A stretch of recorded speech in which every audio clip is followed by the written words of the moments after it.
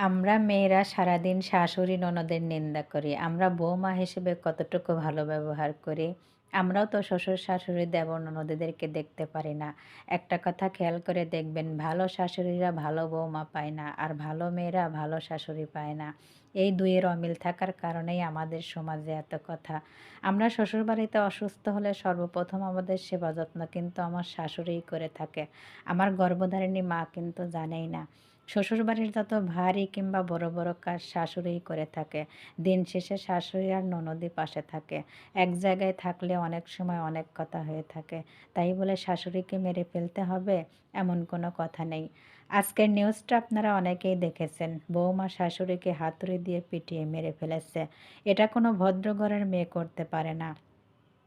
শাশুড়ির সাথে মিলে না থাকতে পারলে আলাদা থাকবে। তাই বলে শাশুড়িকে মেরে ফেলতে হবে কেন?